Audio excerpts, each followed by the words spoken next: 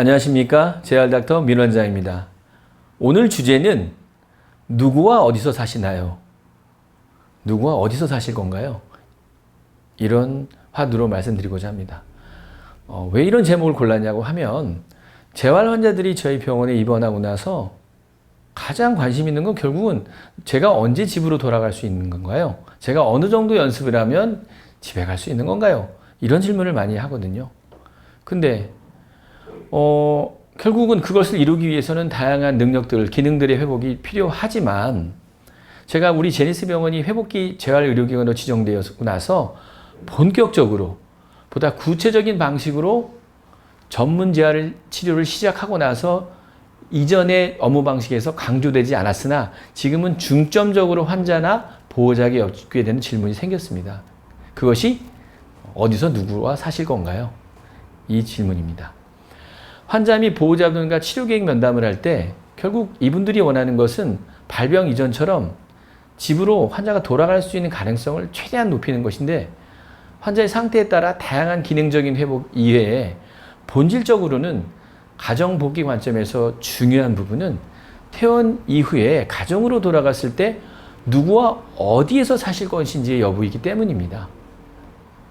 예를 들어 뇌출혈이나 뇌경색 발병 이후에 올 수 있는 편마비, 실어증, 인지장애 등 후유증의 중증도가 1차적으로 가정과 사회로의 복귀의 가장 중요한 요소임은 분명하지만 회복이 좀 덜 됐다 하더라도 가정에서 돌볼 수 있는 가족의 지원 범위, 주거의 어떤 형태가 주거 형태나 생활 환경 조건이 일상생활 동작 수행에 있어서 환자한테 좀 더 우호적이라면 조금 기능이 회복이 덜 됐더라도 가정 복귀 가능성이 높아질 수 있기 때문입니다. 반대의 경우도 있을 수 있겠죠. 반면에 기능적 회복이 상당히 이루어졌어요. 그럼에도 불구하고 가정에서 혼자 독거 생활을 해야 된다거나 고령의 배우자와 기관분이라든지 엘리베이터가 없는 주택에서 계단으로만 오르내려야 되는 그런 주거 환경에서는 가정 복귀가 예상보다 상당히 어려울 수 있기 때문입니다. 또한 커뮤니티 케어의 지원 범위도 중요한 요소가 될 수 있습니다. 가족과 동거를 한다 할지라도 24시간을 항상 옆에서 보호자가 동반할 수는 없을 것이고 또 보호자의 삶의 질 측면에서도 그렇게 돼서는 바람직하지 않거든요. 그 여백을 채우기 위해서는 커뮤니티 케어라든지 결국 지역사회에서 이 환자를 얼마나 같이 돌볼 수 있는 그런 개념의 커뮤니티 케어라든지 그 중에서도 장기요양보험 서비스 내에서 환자에게 필요한 지원 항목을 사전에 적절히 신청해서 주간보호라든지 방문 개호라든지 다양한 형태의 지원 사업을 통해서 보호자에게 일정한 자유시간을 허용할 수 있는 여유가 있어야 가족들과의 행복한 삶이 지속적으로 유지될 가능성이 높아지기 때문입니다.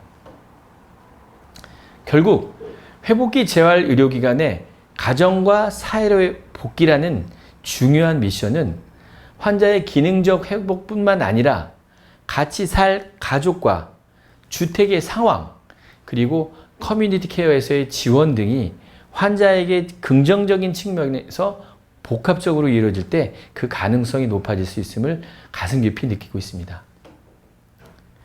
출산율이 OECD 국가에서 가장 낮고 1인 주거가 늘면서 핵가족화되는 현 상황에서 동시에 고령화 사회가 가속화되어 우리 주변에 중추신경계 질환 또는 고령화와 관련된 고관절, 슬관절, 치환술 수술 환자들이 증가하면서 점점 회복기 재활치료의 요구도가 높아지고 있는 지금 저희 의료계는 장기적으로 지속 가능하면서 환자와 그 가족들에게 삶의 질을 최대한 보장할 수 있는 포괄적 의료복지 환경 구축에 대해서 행정당국과 또 시민사회와 함께 머리를 맞대고서 깊이 고민해야 되는 시기라고 생각이 됩니다. 어쨌든 이런 다양한 지원을 통해서 환자의 기능이 회복되는 것과 함께 환자가 집으로 돌아가서 보호자와 행복한 삶을 영위하기 바라는 그런 소망을 가지고 있습니다. 예, 마치겠습니다. 감사합니다.